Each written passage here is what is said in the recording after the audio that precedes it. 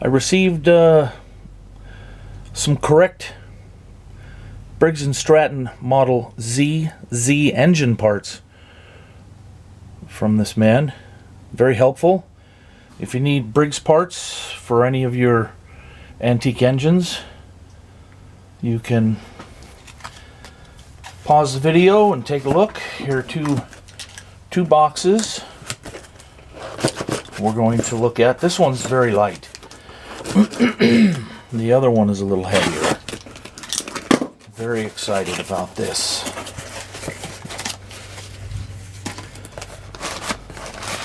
To have a plastic bag of excellent parts. Bring them out. Yeah, I forgot what these 3 gaskets are for. But they're here. That's what's important. Oh, I know what they're for. These gaskets go between the ignition plate and the engine. It's been a while since I've delved into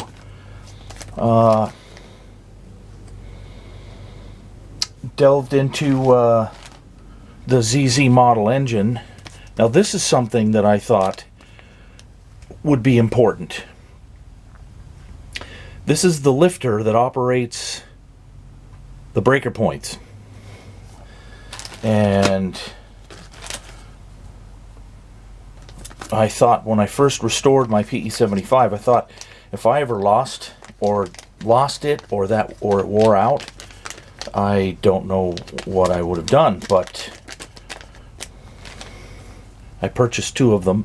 They were relatively inexpensive. Here is a condenser.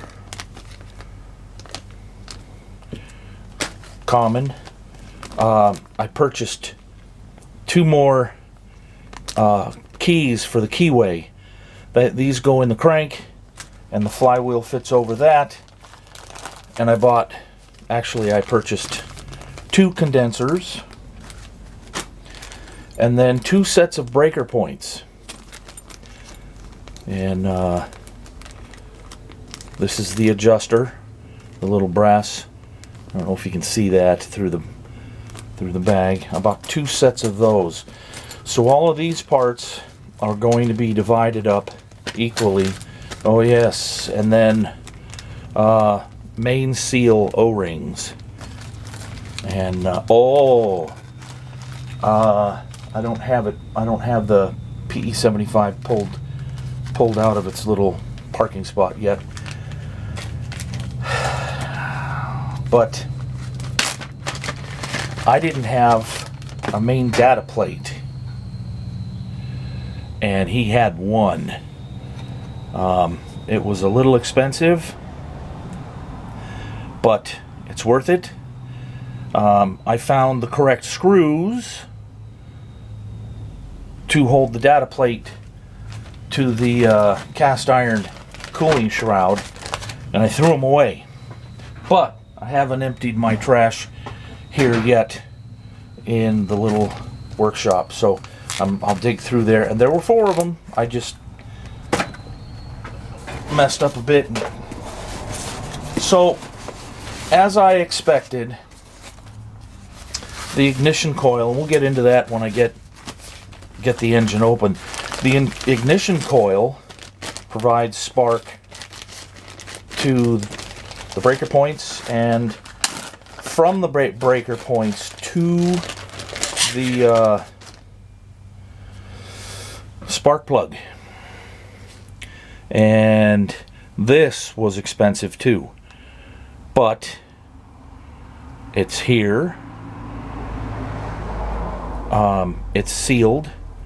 What Fred explained to me was that when moisture gets inside the coil,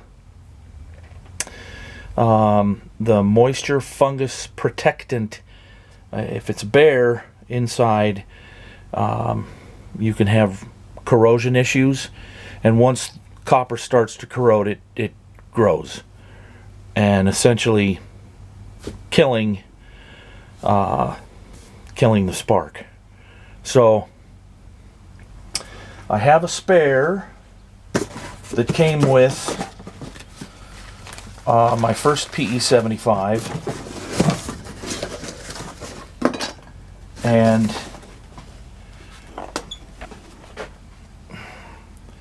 you can see the green wrapper on the left of the screen right here.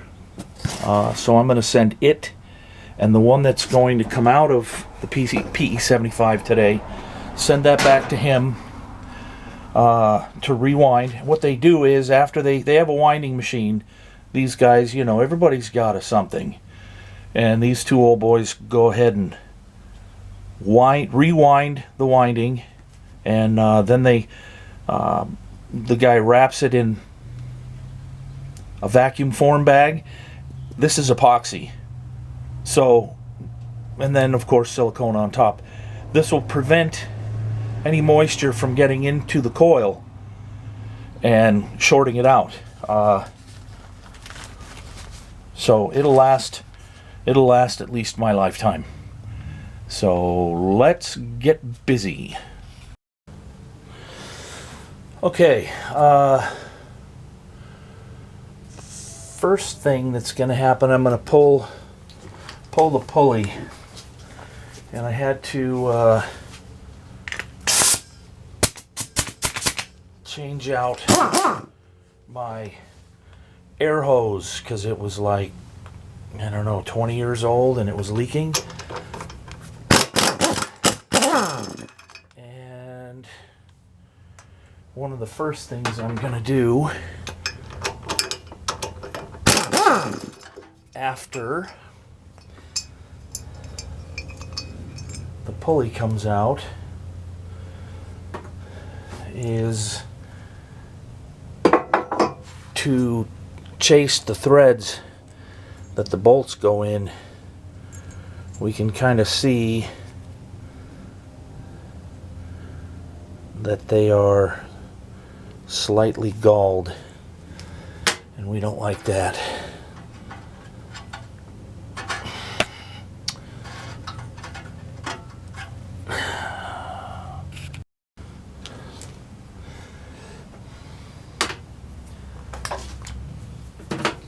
I got some different sockets so I can take the fan shroud off. They're two 5/16 18 bolts at the bottom that require a 1/2-inch socket, and then at the top they're still 5/16 18, but they require, I don't know if you can see that. I don't think so. There are these here. Let's see if I can record and, no. Yes. I just have to loosen these two upper ones.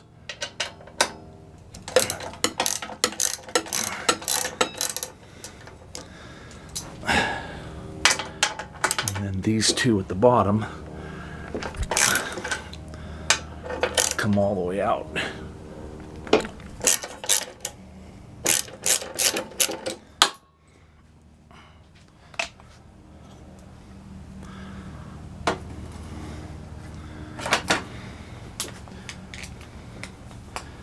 Do this the easy way.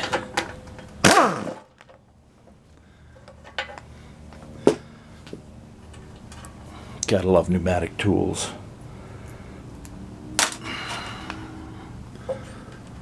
Yep. There it is. Okay.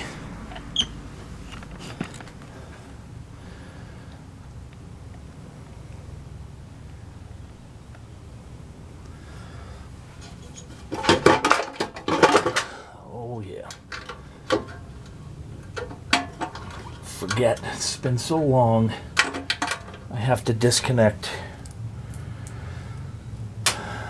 the governing spring over here. Okay. Cast iron fan shroud comes off.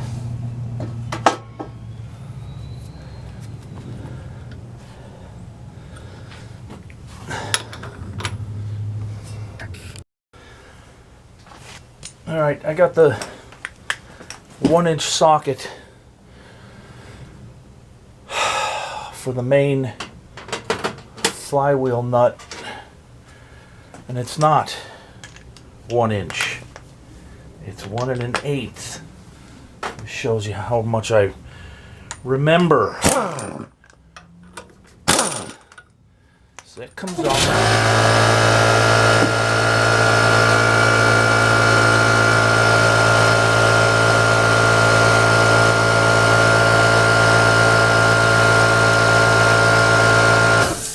Yeah, that's annoying. Thanks for interrupting, Mr. Air Compressor. But you're doing a good job. So, this little lock prevents the nut from turning, and the 2 bolts hold everything into place so that we don't lose our flywheel. Now, there's a name on it. I haven't cleaned it, but I don't think it's stamped into the steel. This is the flywheel puller out of the other PE75 I have. And these, I don't know if it's the flywheel that's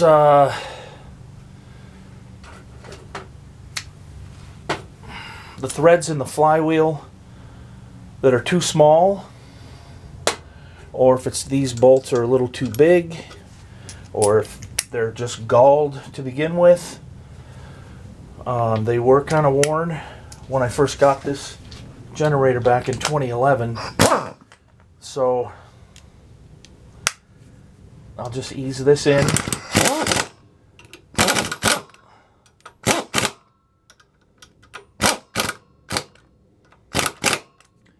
And we'll be able to see that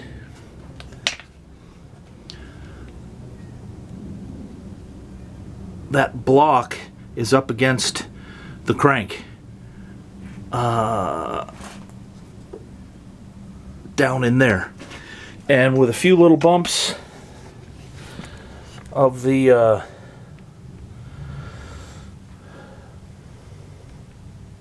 impact, it doesn't take much. This will come right out.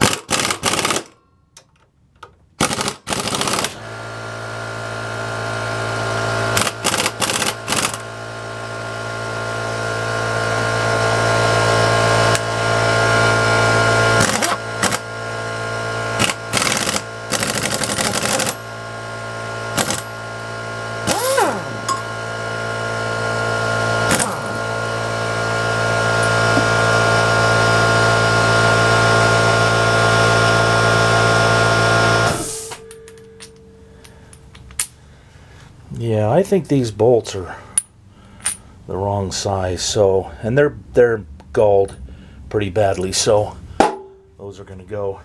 I have another pair that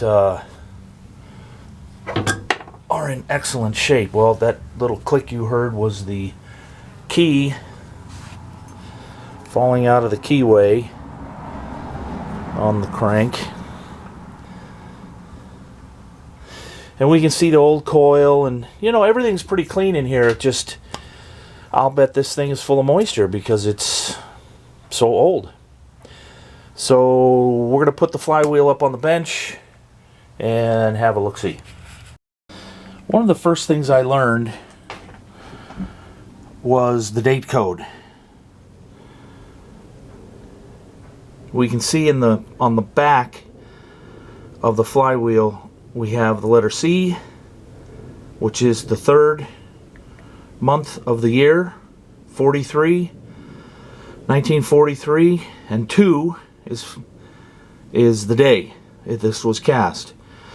So February 2nd, 1943, and I learned that production began with these generators in the beginning of March. So this particular one is one of the very first to come off the line. I know that the data plate serial number and this aren't going to match, but I still want the data plate on there.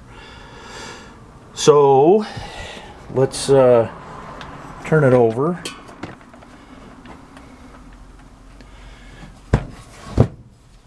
And I have a bottom end tap, which means it's flat at the end. And it kind of feels okay, but not really. I mean, I'm going in by hand, but that's it. I can't go in more than a 1/4 inch. Let's get a little bit of oil. And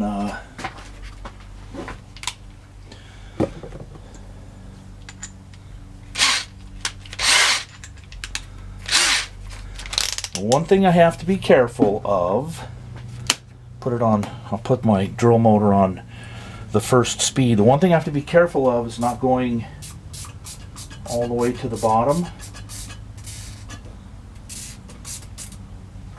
and snapping the tap in the flywheel.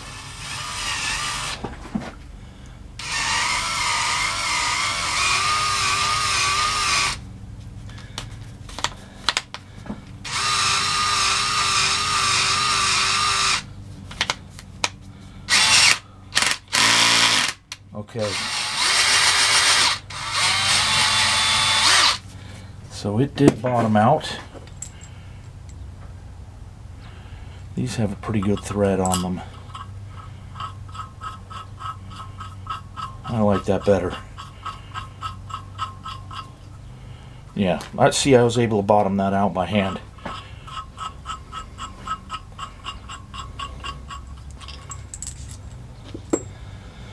Let's try the other one. Carefully.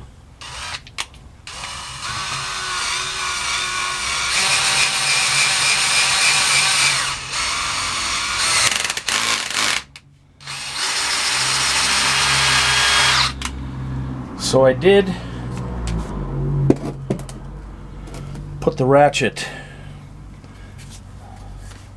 on number 9, so I didn't kill the tap. Let's try this one.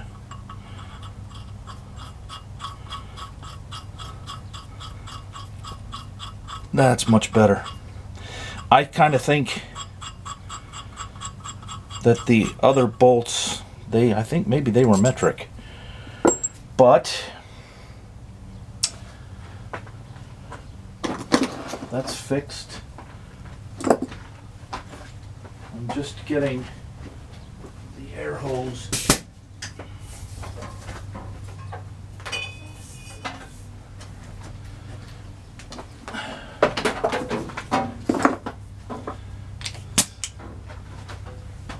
And a rag.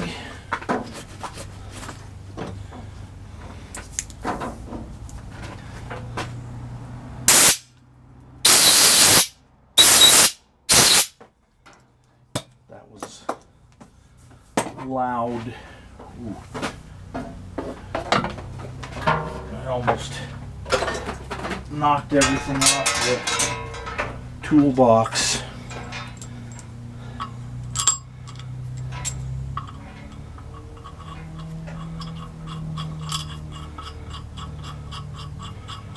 Yeah, that's a lot better.